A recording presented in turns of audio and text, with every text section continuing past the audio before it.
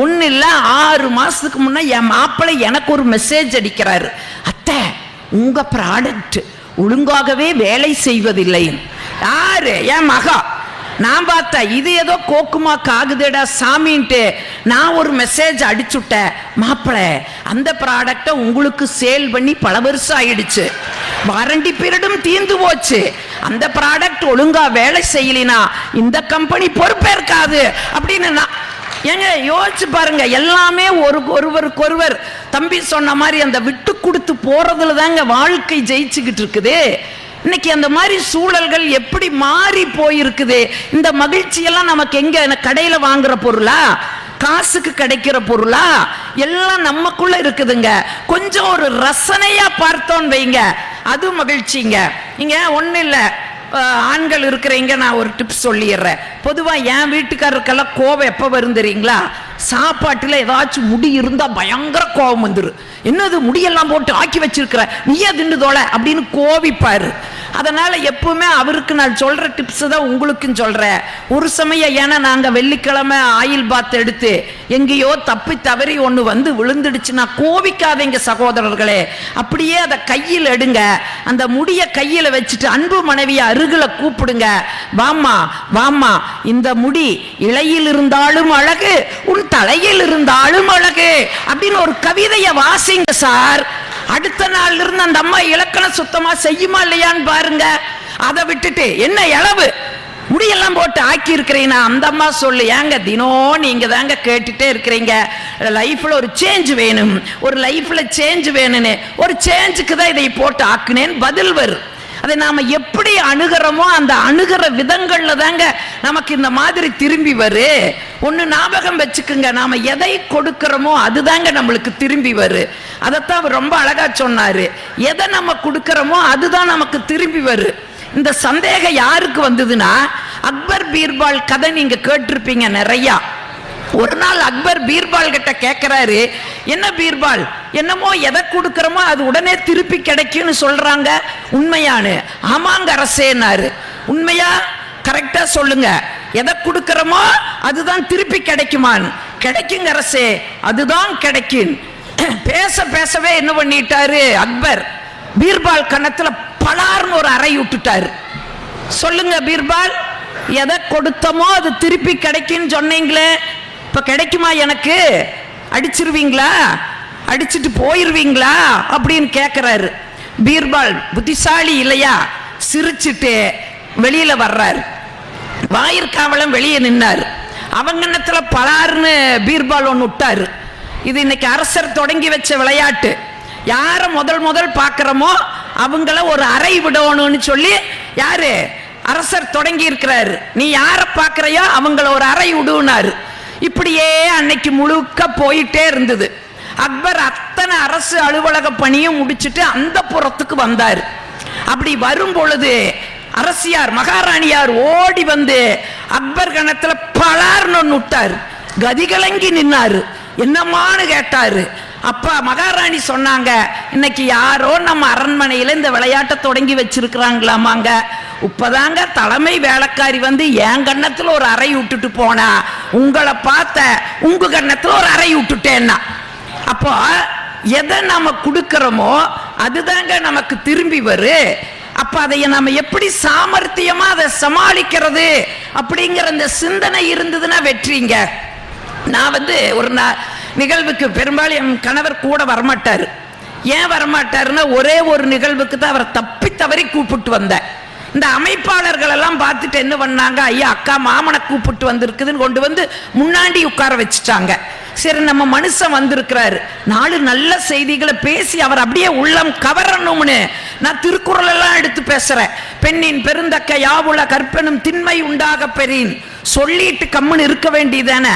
அதுக்கு விளக்கம் வேற கொடுக்கிற, ஏன்னா 7:30 எனக்கு நாக்குல வந்து நிக்குது. அதுக்கு விளக்கம் விளக்கம் கொடுக்கிற. வாழ்ந்தால் எப்படி வாழ வேண்டும் தெரியுமா? வள்ளுவன் வாசுகி போல வாழணும். எப்படி வாழ்ந்தார்கள் தெரியுமா? ஒரு நாள் வாசுகி கிணற்றிலே தண்ணி இறைச்சிட்டு இருந்தாங்க. வெளியில போன வள்ளுவர் உள்ள வந்து வாசுகின்னு குரல் கொடுத்தாரு. இந்த அம்மா சேந்தர கைத்தையும் குடத்தையும் விட்டுட்டு ஓடி வந்து என்னங்க அப்படின்னு கேட்டாங்க. என்னம்மா செய்யறேன்னு கேட்டாரு. தண்ணி இறைச்சிட்டு இருக்கிறங்கன்னு சொல்லுச்சு. குடிக்க கொஞ்சம் தண்ணி குடுமான்னு கேட்டாரு. தண்ணிய மோந்து கொடுத்துட்டு திரும்பி வந்து பார்த்தா எந்த இடத்துல குடத்தையும் கைத்தையும் விட்டுட்டு போனாங்களோ அதே இடத்துல அப்படியே நின்றது. வாழ்ந்தால் இப்படி கற்புடையவர்களா வாழணும்னு பேசிட்ட. எங்காலு முன்னாடி உட்கார்ந்துட்டு ஹார்ட் டிஸ்க்ல பதிவு பண்ற மாதிரி பண்ணி இருக்கிறாரு. எனக்கு அது தெரியாது. ஏன்னா எங்க வீட்டுல கிணறு இருக்குது, எங்க வீட்டுல கயிறு கொடை எல்லாம் இருக்குது. ஒரு நாள் காலேஜ் போறக்கு அப்படியே பரபரன்னு வேலை செஞ்சுக்கிட்டு இருக்கிற உடனே இவர் மெயின் சுவிட்ச் ஆஃப் பண்ணிக்கிறார். எனக்கு தெரியல. அடாடா மோட்டர் ஓடாம விட்டுட்டுமே, வயசான மாமியா இருக்கிறாங்களே அப்படின்னு சரி 10 கூட தண்ணிய சேர்ந்துலான்னு போய் சேர்ந்துற சாந்தி அப்படின்னு ஒரு குரல் கேக்குது. சாந்தினால அங்க ஏதோ வில்லங்கம் இருக்குதுன்னு அர்த்தம். எதுக்கு வம்பு? குடத்தையும் கைத்தையும் அப்படியே விட்டுட்டு ஓடி வந்து என்னங்கன்னு கேட்ட. என்ன செய்யறேன்னு கேட்டாரு. தண்ணி சேர்ந்திட்டு இருக்கிறங்கன்னு சொன்ன. கைய பிடிச்சாரு. வான்னு கூப்பிட்டு வந்தாரு. வந்தா என்ற துரதிஷ்டம் கயிறுங்கொடமும் போய் தண்ணிக்குள்ள விழுந்துடுச்சு. எட்டி பார்த்துட்டு கேட்கிறாரு, நிக்கல? என்னங்க நிக்கல? குடமும் கயிறும் நிக்கலன்னாரு. அப்புறம் தான் அன்னைக்கு ஒரு உணர்ச்சி வசப்பட்டு பேசிக்கிறேன்ல, அதை சோதிக்கிறாராமா. உடனே நான் சுதாகரிச்சுக்கிட்டு பதில் சொன்னேன்.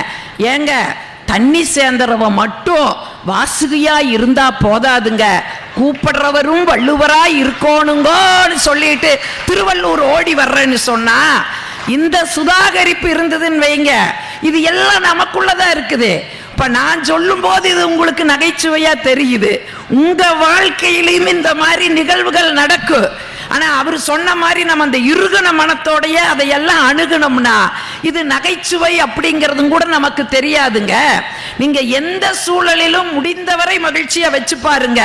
நீங்க NS கிருஷ்ணன் கேள்விப்பட்டிருக்க, சிரிக்கவும் வைப்பாரு, சிந்திக்கவும் வைப்பாரு. அவர் ஒரு படத்துல காட்சி ஜமீன்தாரா நடிக்கிறாரு. சும்மா அப்படியே ஜமீன்தார் உடையெல்லாம் போட்டுட்டு அப்படியே உட்கார்ந்து இருக்கிறாரு. அவருடைய மனைவி மதுரம், உண்மையான மனைவியும் மதுரம் தான். உடனே மதுரம் அப்படின்னு கூப்பிடுறாரு. அந்த அம்மா ஓடி வருது, கையை கட்டி நின்றுட்டு ஏனுங்கன்னு கேக்குது. நமக்கு கல்யாணமா எத்தனை வருஷம் ஆச்சு மதுரம்? 10 வருஷம் ஆச்சுங்க. குழந்தை இல்லைங்க. 2வது கல்யாணம், 2வது கல்யாணம் பாரு. உடனே அந்த அம்மா சொல்லு, ஏங்க குழந்தை இல்லைங்கிறதுக்கெல்லாம் 2வது கல்யாணம்? அப்புறம் ஒரு குழந்தைய எடுத்துக்கலாங்க, இந்த சொத்துக்கெல்லாம் வாரிசு வேணுமில்ல, ஒரு குழந்தைய தத்து எடுத்துக்கலாங்க. அதை எப்படி தத்து எடுக்க முடியும்? அது என்னோட ரத்தமா இருக்கணும். 2வது கல்யாணம், 2வது கல்யாணம் பாரு. இல்லைங்க, எதுக்குங்க நமக்கு ஒரு குழந்தை? எனக்கு நீங்க குழந்தை, உங்களுக்கு நான் குழந்தை. அது எப்படி மதுர முடியும்? நீ என்ன தூக்கி தொட்டல போட முடியுமா? தாளாட்ட முடியுமா? பால் புட்டியில பால் ஊத்தி கொடுக்க முடியுமா? அது எப்படி முடியும்? 2வது கல்யாணம், 2வது கல்யாணம் பார். உடனே அந்த அம்மா சொல்லு, என்ன சொன்னாலும் கேட்க மாட்டேங்கிறீங்க, 2வது கல்யாணத்துல உறுதியா இருக்கிறீங்க. ஆமா ஆமா 2வது கல்யாணம், 2வது கல்யாணம்.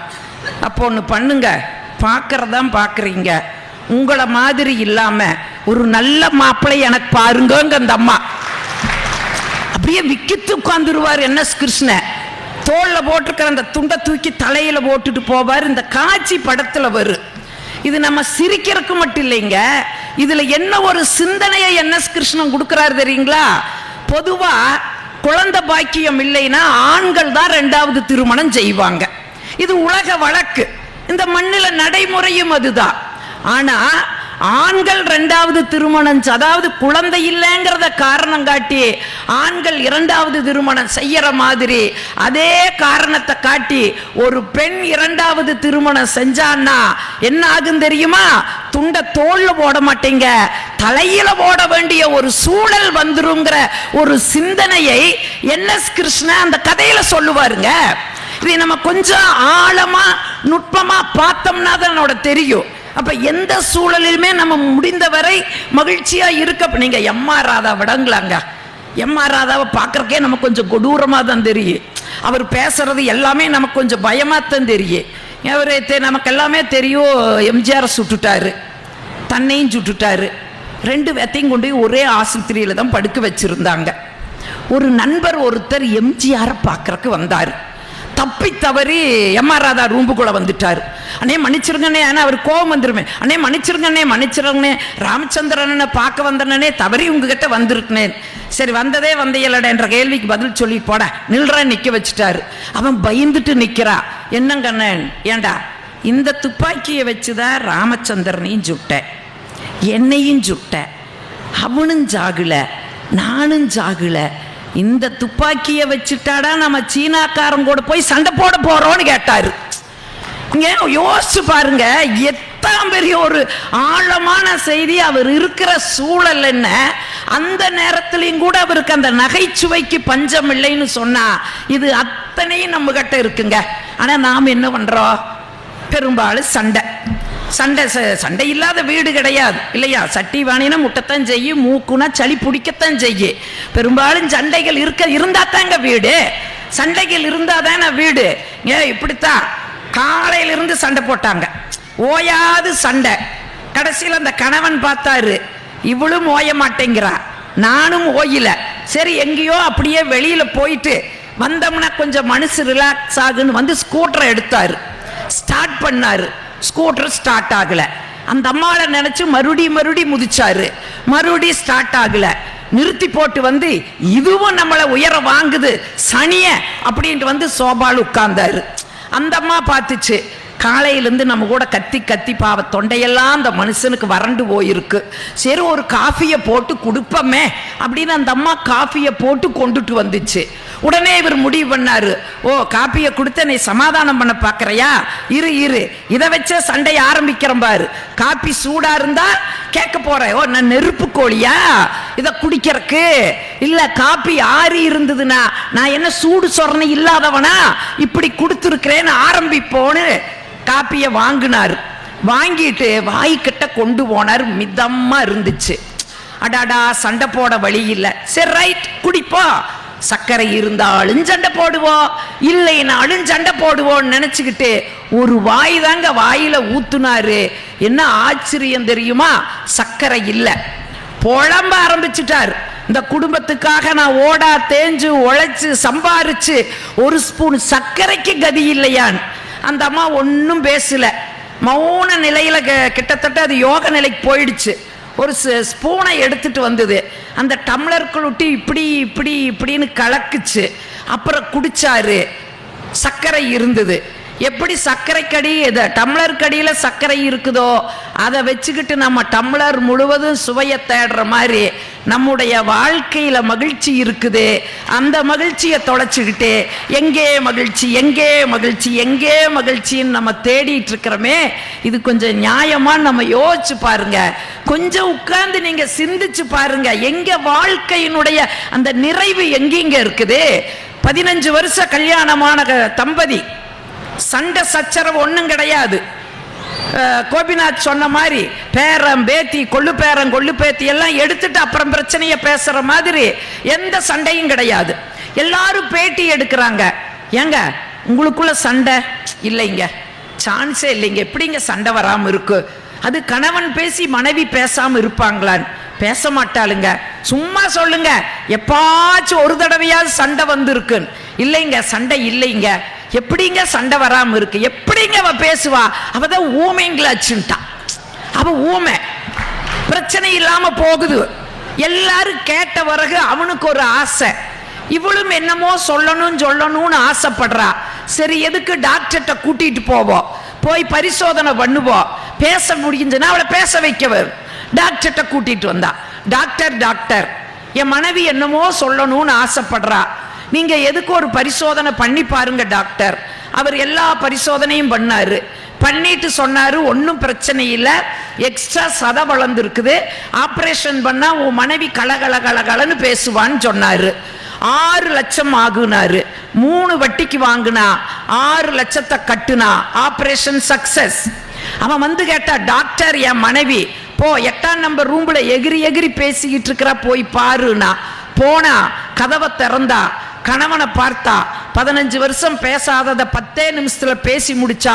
வாழ்க்கையில உன்னை கட்டி நான் என்ன சுகத்தை கண்ட, நகையுண்டா நட்டுண்டா, இருந்திருந்து பெத்தவங்க என்னை கொண்டு வந்து பாலுங்கணத்துல தள்ளி, ஐயோ நான் ஆட்டுக்கல்லா இருந்தா ஊரே ஆட்டி இருக்குமே, அம்மியா இருந்தா ஊரே அரைச்சிருக்குமே, அத்தனையும் போச்சே அப்படின்னு பேசினா. கதவடைச்சா, திரும்பி வந்தா, டாக்டர்கிட்ட சொன்னா, டாக்டர் 6 வட்டிக்கு வேணாலும் வாங்கி கட்டுறேன் டாக்டர், அவளை மறுபடியும் ஊமையாக்குங்க டாக்டர்னா. இப்போ டாக்டருக்கு கோபம் வந்துச்சு. ஏண்டா வேணும்னா திறக்கிறதுக்கு வேண்டானா அடைக்கிறதுக்கு இது என்ன வாய்க்கா வரப்பாடா, ஒன்று செய்ய 50,000 கட்டுறா உன்னை நான் ஜெவிடாக்கிடுறேன்னாரு. சரி இதுலேருந்து நீ என்னதான் சொல்ல வர்ற அப்படின்னு நீங்க கேட்கலாம். வீட்டில் ஒரு சிக்கல் வந்துச்சுன்னா வாயிருந்தும் ஊமைகளாய் காதிருந்தும் செவிடர்களாக இருந்து பாருங்க. கணவன் பேசும்போது மனைவி ஊமையும் செவிடா இருங்க. மனைவி பேசும்போது பேசுமா நீ பாட்டுக்கு பேசமான்னு காதுல பஞ்ச வச்சுக்கிட்டு காது கேட்காதவராகவும் ஊமையுமா நடிச்சு பாருங்க. வாழ்க்கையில் எவ்வளவு பெரிய வெற்றி காத்து இருக்குது இல்லைங்களா? இன்னும் புரியுற மாதிரி ஒரே வார்த்தையில சொல்ற, கோயிலுக்கு போறீங்களா ஓம் ஓம்னு சொல்லுங்க, வீட்டுக்கு வர்றீங்களா ஆம் ஆம்னு சொல்லுங்க. அத்தனை சிக்கலுக்கும் தீர்வு இருக்குதே. இந்த தீர்வு கிடைக்காம நம்ம எங்க போறோம்? மனநல மருத்துவர்கிட்ட போறோம். இங்க ஒரு காலகட்டங்கள் எல்லாம் கல்யாணத்துக்கு வீட்டில் இருக்கிற பெரியவங்க புத்திமதி சொல்லுவாங்க.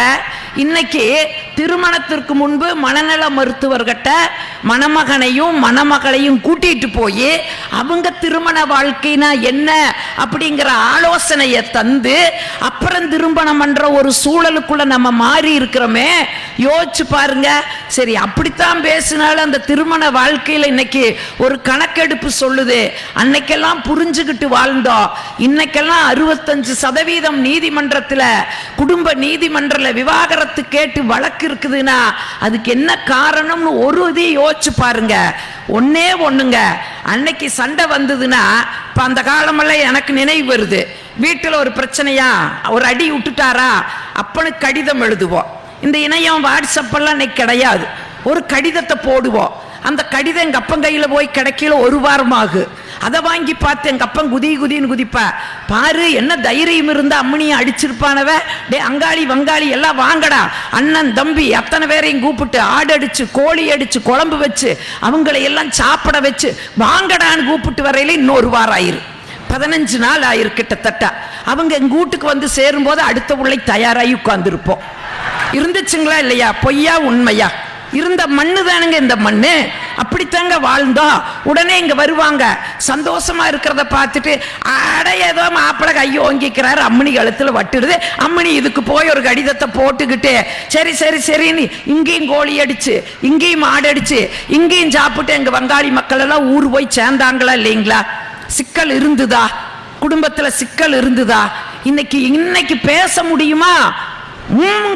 வாட்ஸ்அப் ஆன் பண்றா, பேசு அவளை பேசு, பேசாதக்கு முடிய வீடியோ எடுத்து அனுப்பிடுறா, ஏதாவது சொல்றதுக்கு முன்னாடி வெளியில வந்துடா, வா வா அடி உத குத்து, இதை வீடியோ எடுத்து போட்டுடுறாங்க.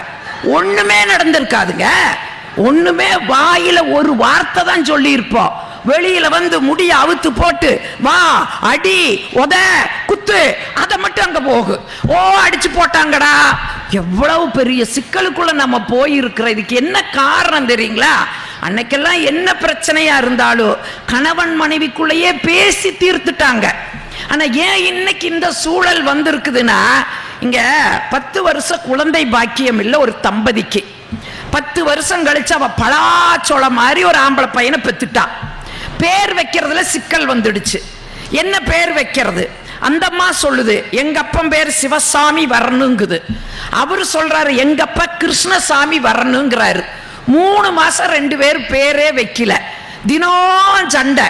பக்கத்து வீட்டுக்காரரு பார்த்தாராட, என்னடா எப்ப பாரு சண்டை, சரி நம்மளாவது போய் நாட்டாம செய்யலான்னு வந்து என்ன பிரச்சனைன்னு கேட்டாரு. 2 பேரும் சொன்னாங்க. அந்த அம்மா சொல்லுது எங்க அப்பா பேர் சிவசாமி வரணுங்க. அவரு சொல்றாரு எங்க அப்பா கிருஷ்ணசாமி அந்த பேர் வரணும்னு. உடனே இவர் பார்த்தாரு நாட்டாம, ஓ உங்க அப்பா 2 அப்பம் பேரும் வரணும் அவ்வளவுதானே, நான் ஒரு பேர் சொல்லுட்டானாரு. சொல்லுங்கோனா சிவராம கிருஷ்ணன் பேர் வைங்கன்ட்டாரு. 2 பேருக்கு ஒரு சந்தோஷம். இப்படி இத்தனை நாள் நம்மளுக்கு தெரியாம இருந்தது. சரி சிவராம கிருஷ்ணன் முடிவு பண்ணிட்டாங்க. உறம்பறைகளை எல்லாம் கூப்பிட்டு விட்டுட்டாங்க. வெடிஞ்சா பேர் வைக்கணும். 2 பேரும் பேசிக்கிறாங்க. எனக்கு சிவசாமி எங்கப்பனுங்க, கிருஷ்ணசாமி உங்கப்பனுங்க, இதாருங்க இடையில ராமனு. ஐயோ என்ன யாருவா? அவரைவே கேட்கலாம். பக்கத்து வீட்டை போய் கதவை தட்டுனாங்க. அவர் கேட்டார், என்னப்பா உப்ப பிரச்சனை? அதுதான் எல்லாம் முடிஞ்சு காலையில பேர் வைக்க சொந்த பந்தமெல்லாம் கூப்பிட்டாச்சல்ல, என்ன பிரச்சனைன்னு. இல்லைங்க, எங்கப்பன் பேர் சிவசாமிங்க, அவங்கப்பன் பேர் கிருஷ்ணசாமிங்க, இது என்னங்க இடையில ராமன்னு. அவர் சொன்னாரு, எங்கப்ப ராமசாமின்னாரு. சந்தடி சாக்கில் அவர் சைக்கிள் ஓட்டிட்டு போயிட்டார். இது சிரிக்கலாம். என்ன சிந்தனை தெரியுங்களா? எப்பவுமே ஒரு குடும்பத்துல ஒரு பிரச்சனைன்னு வரும் பொழுது 3வது நபர்கள் குறுக்கீடு வந்துச்சுன்னா இந்த 65% இதுதான். அந்த 3வது நபர்னு யார சொல்றேன் தெரியுங்களா? பெத்தவங்களையும் சேர்த்தித்தான் சொல்ற. என்னைக்கு உங்க பிரச்சனைகளை நீங்களே தீர்த்துக்குங்க அப்படின்னு சொல்றோமோ அன்னைக்கு தாங்க நான் சொல்ற இந்த வழக்கு குறையும்னு சொன்னா வாழ்க்கைக்குள்ள எவ்வளவு மகிழ்ச்சி இருக்குது. பெரும்பாலும் நம்ம வாழ்க்கைனா என்னன்னே தெரியாம ஓடிட்டு இருக்கிறோம். புத்தர் சீடர்கிட்ட கேட்டாரா வாழ்க்கைங்கிறது எது வரைக்கும்னு கேட்டாரா? சீடர்களை ஒருத்தன் சொன்னா 80 ஆண்டு நானா, இல்லைனாரா. இன்னொருத்த 70 ஆண்டு நானா, இல்லைனாரா.